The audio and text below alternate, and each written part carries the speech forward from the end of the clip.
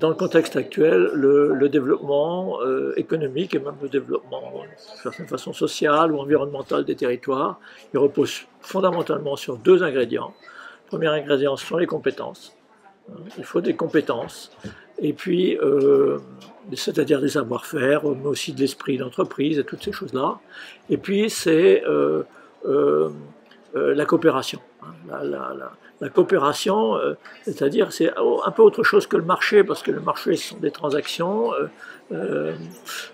monétaires, financières. La coopération, ça suppose des choses que les économistes ont beaucoup de mal à appréhender, parce que c'est difficile à quantifier, par exemple comme la confiance. La confiance entre les acteurs, c'est crucial, c'est ça qui fait le développement économique. J'appelle ça aussi, moi, les sucres lents du développement. Il y a les sucres rapides, vous voyez, on dope, mais finalement on s'aperçoit que sur le long terme, là, au bout de 20 ans on le voit, eh bien, ce qui finalement fait le développement des territoires, et d'ailleurs aussi ça joue un rôle essentiel dans l'économie nationale, ce sont ces sucres lents, c'est-à-dire, je répète, compétences, entrepreneur, capacité d'entreprendre, de faire des projets, et puis capacité de coopérer, de travailler ensemble. Ce qui n'est pas toujours, disons, la tendance la plus spontanée, je dirais, des entreprises françaises, mais on voit que les progrès qui ont été faits sont remarquables. On a depuis maintenant plusieurs années, la crise des Gilets jaunes n'a pas arrangé les choses de ce point de vue-là. Ce discours qui oppose les métropoles, qui seraient les seules sources, les seuls lieux où on innoverait, et puis le reste du territoire qui serait la périphérie, plus ou moins à l'abandon, déserté par les services publics, désindustrialisé, c'est totalement faux.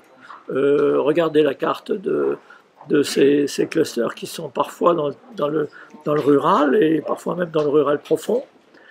Regardez la carte des territoires en France, qui ont beaucoup de territoires qui ne sont pas métropolitains, qui vont très très bien.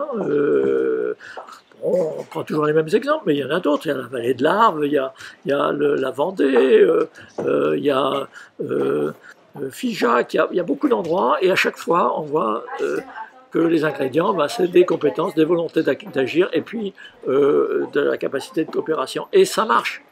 Et ça marche. Et donc il faudrait, une bonne fois, je pense, arriver à inverser un peu ce défaitisme et montrer que, bien sûr, les métropoles ont un rôle essentiel à jouer, mais il y a aussi beaucoup de choses extrêmement positives qui se passent dans nos autres territoires. Et franchement, je trouve que la presse, la radio, la télévision ne relaient pas assez. Il y a énormément de pépites extraordinaires dans nos petites villes, dans nos villages, que les gens ignorent, parfois même leurs proches voisins. Donc là, je pense qu'il y a vraiment quelque chose à faire.